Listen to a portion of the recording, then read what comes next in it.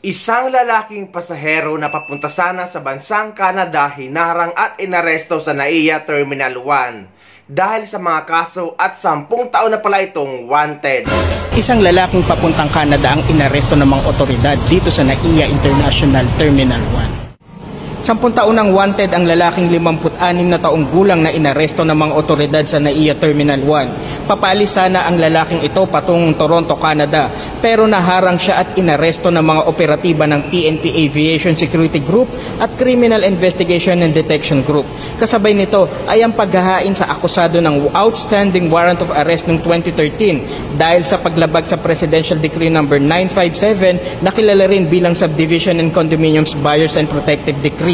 Sa ngayon ay nasa kustodiya na ng Southern District Field Unit ng NCRC-IDG ang akusado. Samantala, sa bansang Canada pa rin, isang kababayan natin ang balik Pilipinas matapos hindi maaprubahan ang permanent residency nito sa nasabing bansa. Maging paalala ito sa lahat dahil pwede ito mangyari sa lahat ng mga Pilipino na nagtatrabaho sa abroad. Taong 2021 nang dumating si John sa Canada bilang international student. Sa tingin ko na mas valued yung mga nurses or mga healthcare providers.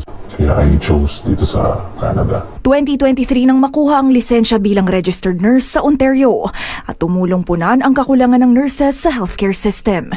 Pero matapos ang 1.5 taong pagtatrabaho ni John sa isang ospital sa probinsya, natanggap ang refusal sa permanent residency application sa pamamagitan ng express entry dahil hindi raw sapat ang kanyang naipasang requirements. Ang work permit extension application na isinumite, di rin naapurbahan, kung kaya't si John nawala ng status. Kapalarang naging dahilan kung bakit siya umuwi sa Pilipinas.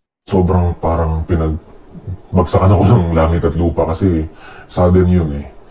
Parang tinanggalan ka ng hanap buhay. Well, parang gano'n na nga. Kasi nga, di ka pwede mag-work. Pumayag ang Omni News na itago ang pagkakakilanlan ni John dahil sa pangambang baka maapektuhan ang kanyang pinoproseso pa ring aplikasyon sa Ontario Immigration Nominee Program. The problem is the issue and lack of employment support for nurses immigration pathway. Ayon sa Integrated Filipino-Canadian Nurses Association, isa ang kwento ni John sa marami pang internationally educated nurses na nasungkit na ang pagiging registered nurse sa Ontario.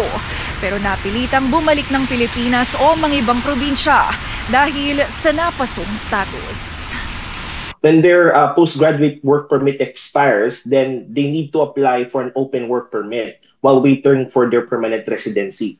But this requires a job offer and a $200 compliance fee from their employer. So what happens is if the employer does not pay that compliance fee and does not give them that job offer, they're gonna get stuck, man. So basically, while waiting for their permanent residency to come into fruition, they're not going to be working. Thereby, they'll be financially unable to support themselves. Ayon sa isang immigration lawyer, kritikal ang panahon sa pagitan ng paglipat mula sa isang status papunta sa susunod. Halimbawa, mula temporary worker papuntang permanent resident, kung kaya't mahalaga raw ang suporta ng employer. So yung employment letters na galing sa iyong pinagtrabahuhan, napaka-importante, and IRCC has specific asks nandun sa kanilang website kung ano yung contents ng letter na ito. And if your employer is not willing to play ball with that particular letter, ayaw nila magsulat ng ganito at ng ganyan na ito yung hinihingi ng IRCC.